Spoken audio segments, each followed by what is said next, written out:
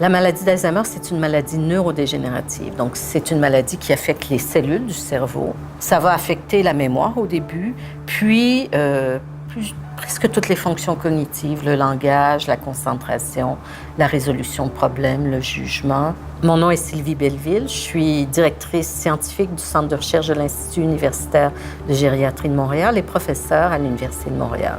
On a identifié des facteurs qui nous mettent plus à risque de la maladie, par exemple, si on est plus âgé, évidemment, si on a des proches qui sont atteints, si on a des facteurs de risque vasculaire, si on a moins de scolarité, si on est une femme, les femmes ont un peu plus de risque d'avoir la maladie que les hommes.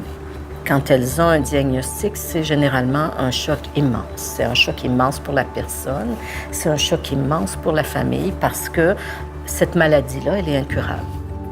Le Centre de recherche est un leader au niveau de la maladie d'Alzheimer, que ce soit au niveau national ou international. Je dirige le consortium pour l'identification précoce de la maladie d'Alzheimer, qui est un groupement de chercheurs pan-québécois qui met en place des cohortes et des procédures pour diagnostiquer la maladie plus précocement.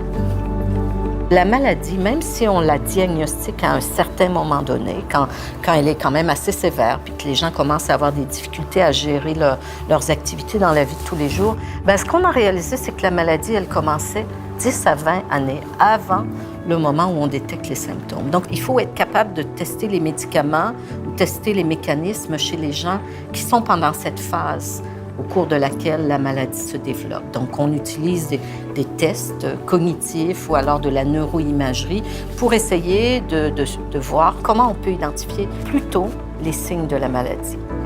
Ce qu'on souhaite faire, c'est outiller les cliniciens qui vont, eux, être proches de la population, contribuer au diagnostic, contribuer à des programmes de prévention ou d'intervention.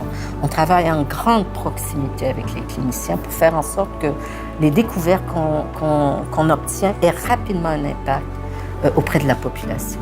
La Fondation Institut de gériatrie de Montréal est un partenaire absolument essentiel dans tout ce processus. Elle nous appuie depuis de nombreuses années. Elle contribue aussi à notre visibilité. Donc, sans la Fondation, plein de ces choses-là, on ne pourrait pas les réaliser. C'est tout à fait essentiel d'avoir son appui.